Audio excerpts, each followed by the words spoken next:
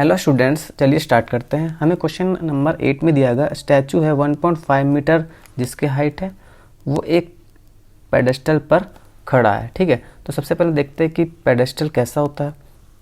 तो देखिए इस फिगर में जो ये वाला पार्ट बना हुआ है, ये क्या है, जिसके ऊपर हमारी स्टैचू खड़ी है, तो इसे हम क्या कहते हैं, पेडेस्टल। ठीक है, तो चलिए फिगर को पहले ड्रॉ करते हैं। हमें 1.6 मीटर की क्या दी गई थी, स्टैचू दे रखी है, तो और वो क्या है, एक पेडेस्टल के ऊपर खड़े। सबसे पहले हम क्या करेंगे, पेडेस्टल को ड्रॉ कर लेते हैं। तो पेडेस्टल ड्रॉ करते ही अगर हम कहते हैं कि ये वाला पार्ट हमारा क्या है, पेडेस्टल है, तो वह रखा पेडेस्टल के ऊपर हमारी 1.6 मीटर की टॉल क्या है, स्टैचू है। तो अगर ये वाली जो ब्लैक कलर में मैंने बना, ये क्या है, मेरी स्टैचू है।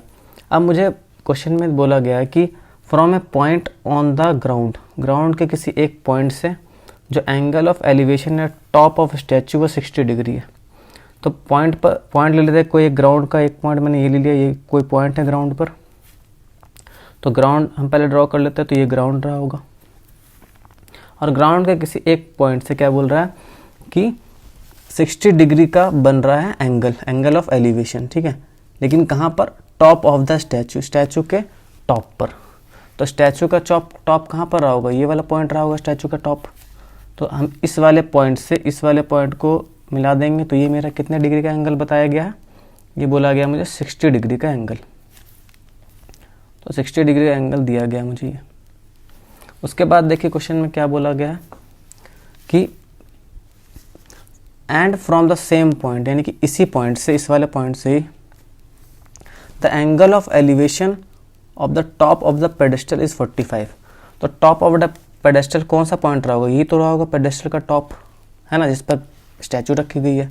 तो मुझे कहा इस वाले ही पॉइंट से इस स्टैचू के टॉप पर जो पॉइंट है उस पर कितने बन रहे हैं एंगल, उस पर बन रहा है हमारा 45 डिग्री का एंगल ड्रॉ हो रहा है। तो 45 डिग्री का एंगल बना देते हैं यहाँ पर। तो मुझसे क्या पूछा गया, find the height of the pedestal. तो हमसे पेडेस्टल की हाइट पूछी गई है। तो पेडेस्टल की हाइट कितनी है, हम उसको सपोज कर लेते हैं कि वो कितनी h मीटर है। तो h मीटर इसकी हाइट को मैं सपोज कर लूँगा यहाँ से यहाँ तक। तो नेमिंग कर लेते हैं सबसे पहले। देखिए, तो अगर मैं कहता हूँ ये वाला पॉइंट A है, ये B है, ये C है, ये D है, तो ये तो 90 ही रहा होगा, राइट एंगल ट्राइंगल है क्योंकि।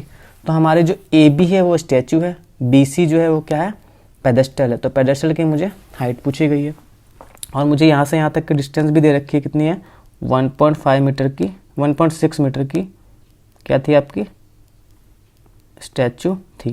ठीक है, तो सबसे पहले हम लिख देते हैं कि suppose height of pedestal is h metre. Suppose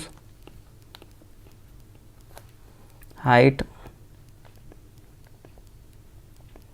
of pedestal जो हमारी इज h मीटर।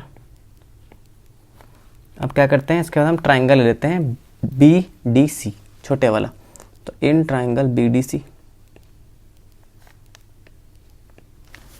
तो कितना हमारा क्या लग जाएगा, देख यहाँ पे मैं इसको भी DC को भी हम x सपोज कर सकते हो, मैं इसको भी x ले लेता हूँ।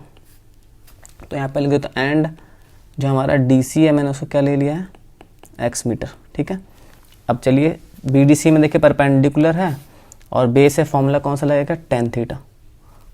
तो tan थीटा यानी कि 45 डिग्री दिया, tan 45 कितना हो जाएगा, परपेंडिकुलर अपॉन बेस। तो परपेंडिकुलर वैल्यू कितनी है, BC, और बेस की वैल्यू कितनी है, DC। ठीक है, तो tan 45 की वैल्यू हमें पता है 1, BC की वैल्यू कितनी दे रखी है हमें h, DC की वैल्यू कितनी दी है x। तो यहाँ से अगर मैं फाइंड कर लूँ तो x इज इक्वल टू क्या आ जाएगा आपका h। ठीक है, इस तरह से मेरी एक इक्वेशन बन जाएगी। मैं इसे इक्वेशन फर्स्ट ले लूँगा। अब क्या करेंगे, बड़े वाला ट्राइंगल को लेंगे। बड़े वाला ट्राइंगल कौन सा है, तो इन ट्राइंगल ADC जिसमें 60 डिग्री का एंगल बन रहा है। ठीक है, तो इसमें भी हम tan लगा लेंगे। तो tan 60 डिग्री क्या हो जाएगा आपका, यहाँ पे परपेंडिकुलर कितना हो जाएगा आपका AC, और बेस कितना हो जाएगा DC। तो देखिए AC की वैल्यू कितनी हो जाएगी, h प्लस 1.6। तो 10 पहले tan 60 की वैल्यू कितनी हो जाएगी, स्क्वायर रूट 3 और होती है, और AC की वैल्यू कितनी है, h प्लस 1.6, h प्लस 1.6, और DC की वैल्यू कितनी है, x, तो x आ जाएगी। तो यहाँ पर हम इसको मल्टीप्लाई कर लेंगे तो क्रॉस मल्टीप्लाई में यहाँ चला जाएगा और यहाँ चला जाएगा, ठीक है।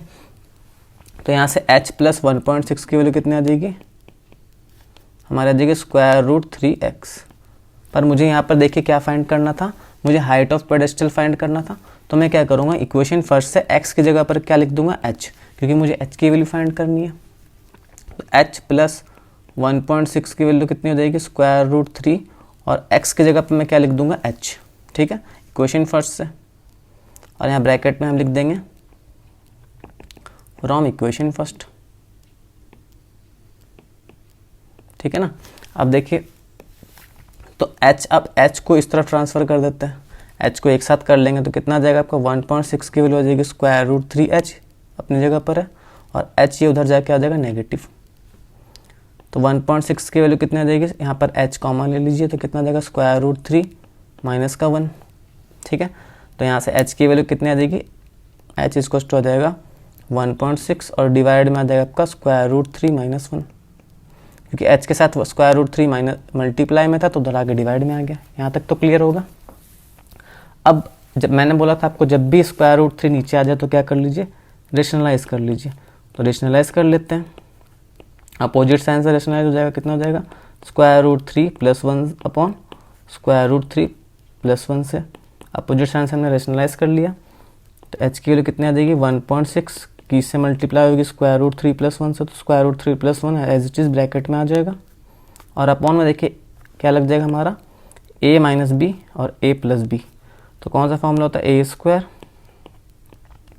Minus B square.